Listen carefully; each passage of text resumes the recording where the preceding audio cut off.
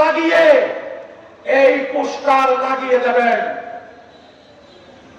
ধানের স্তর পোস্টারের যদি গান উঠে পড়ে যায়, দাঁড়িপাল্লার লোকেরা গান লাগিয়ে তার সেই ধানের শীষের পোস্টারকে আবার ওয়ালের সাথে সেটে দেবেন।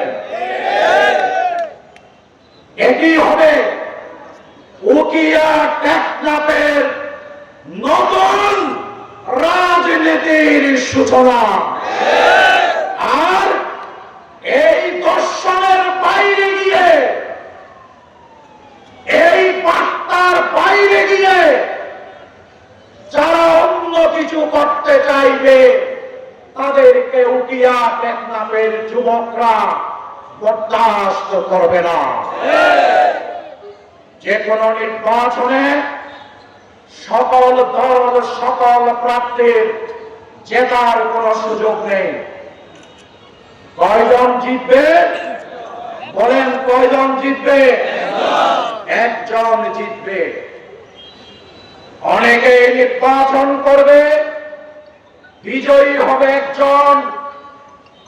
আমরা উকিয়া টেকনাফের নতুন রাজনৈতিক সংস্কৃতি তৈরি করতে চাই। দাঁড়িপাল্লা যদি বিজয়ী হয়, ধানের শীষ সাথে সাথে পত্রিকায় বিবৃতি দিয়ে দাঁড়িপাল্লাকে অভিনন্দন জানাবেন। আমরা কথা দিচ্ছি, ধানের শীষ যদি বিজয়ী হয়, আমরাও সাথে সাথে ধানের শীষকে অভিনন্দন জানাবো। আপনারা কি এই ধরনের সুন্দর রাজনীতি চান? প্রিয় ভাইরা আমার, রাজনৈতিক নেতৃবৃন্দ বাংলাদেশের অন্যান্য জায়গার মতো অশ্রাব্য ভাষায় বক্তব্য না রাখার জন্য আমি সবিনয় অনুরোধ করছি। আমরা একটি মডেল উকিয়া টেকনাফ তৈরি করতে চাই। আমি সেদিনও চট্টগ্রামের প্রেস ক্লাবে বলেছিলাম, রাজনৈতিক দলগুলোকে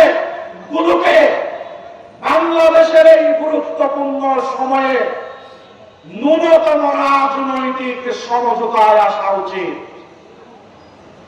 সেই রাজনৈতিক সমঝোতা কি? সকল দলগুলো ঘোষণা দেবে, যেই দল সরকার গঠন করুক না কেন, আমরা বাংলাদেশ থেকে দুর্নীতির মূলোচ্ছেদ করব।